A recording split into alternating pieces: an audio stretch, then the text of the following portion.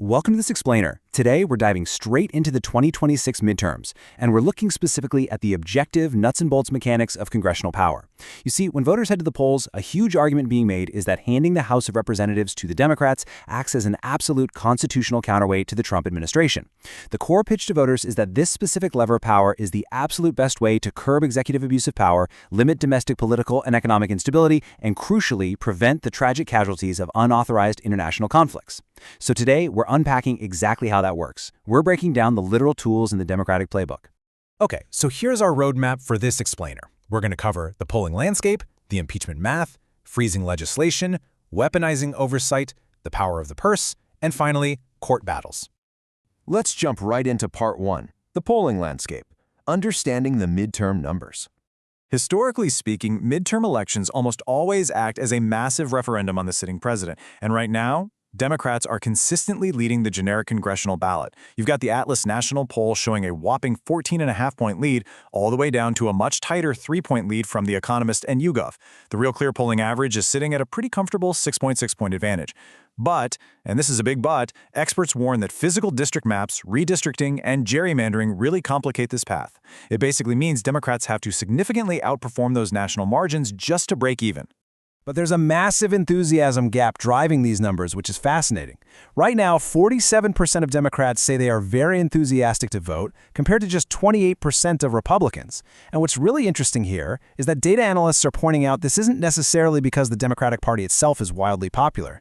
Actually, this surge is largely driven by voters who are kind of fed up with both parties, but they're breaking for Democrats specifically out of sheer opposition to the current administration.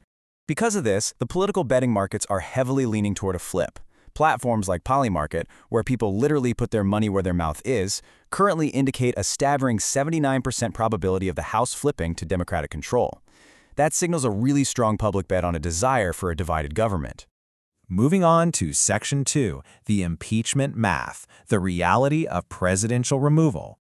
So what actually happens if they win? Well, let's address the elephant in the room: impeachment.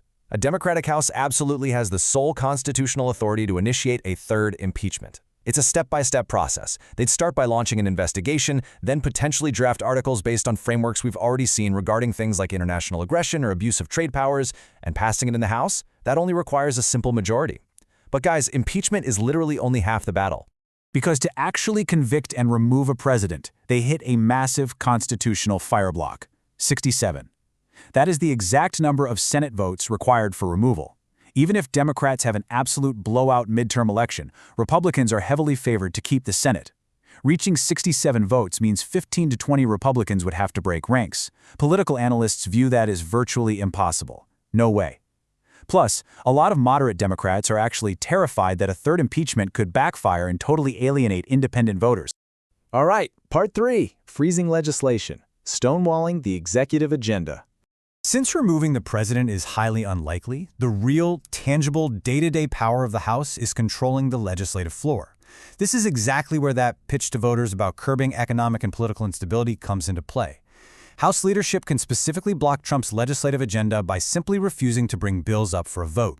They can block additional tax cuts, freeze border wall funding, and prevent reductions to social safety nets. It's a literal stopgap designed to freeze an executive agenda completely in its tracks. And this creates a really fascinating dynamic of forced compromise. You see, because spending and tax bills legally have to pass both chambers of Congress, blocking the executive agenda forces the administration to the negotiating table. If they want to get anything done at all, the administration has to concede on Democratic priorities, things like the child tax credit or affordable housing subsidies. It takes a unilateral, one-sided agenda and forcefully turns it into a bipartisan negotiation. Which brings us to Section 4, weaponizing oversight, subpoenas, and public hearings. So, while the House can't remove a president on its own, it does possess an incredibly broad investigative power. By taking the gavels of powerful panels like the Oversight and Judiciary Committees, Democrats gain legally binding authority. We're talking about the power to demand internal White House communications, financial records, and agency documents. This is the exact mechanism a congressional majority uses to actively investigate potential corruption and deep conflicts of interest. And how do you apply maximum political pressure with that info? Televised hearings. Investigative staff would use that subpoena power to bring cabinet members in and grill them under oath, on camera. They specifically target things like the president's private business dealings, foreign financial arrangements, and potential violations of record-keeping laws. The whole goal here is to drag potential corruption or legal overreach out of the shadows and expose it directly to you, the voting public. Moving on to number 5, the power of the purse, funding and foreign policy. This is perhaps their most absolute, undeniable tool, right there in Article 1 of the Constitution. But you might be wondering, how on earth does a domestic budget control an international military conflict? Well, all revenue-raising and funding bills have to originate in the House of Representatives, and that is a profound lever of power. When advocates tell voters that a Democratic House can prevent international casualties and stop unauthorized wars, this is the exact mechanism they're talking about: the War Powers Resolution. If the administration tries to escalate military tensions, the House can essentially just refuse to write the check. Think about it. A president can order troops to move, but if Congress hasn't approved the money for the fuel, the weapons, or the logistics, that engagement grinds to a complete halt. It's a huge check on international power. And of course, this immense power applies domestically too. Democrats can embed specific provisions directly into federal budget bills that legally prohibit agencies from spending a single dime to execute certain executive actions. We're talking about effectively defunding controversial immigration policies, mass deportations, or climate reregulation efforts. Bottom line, if there's no money allocated, the executive branch literally cannot execute the policy. And finally, Section 6, Court Battles. Suing the executive branch. So the very last lever in this playbook is the federal judiciary. A House majority actually possesses the legal standing to sue the executive branch. This means that if the president tries to completely bypass Congress using sweeping executive orders, the House doesn't just have to sit there and complain about it on cable news. They can take the battle straight to federal court and argue that the administration is unconstitutionally hijacking legislative power. Specifically, part of this playbook involves legislating and suing against broad presidential tariffs. Proponents argue that these kinds of unilateral tariffs act exactly like a national consumer sales tax, causing widespread economic instability, and that they completely overstep Congress's authority over international commerce. So if the executive branch acts alone on trade or taxes, the House is fully prepped to challenge it right in front of a federal judge. So after going through all of that, I want to leave you with this final thought.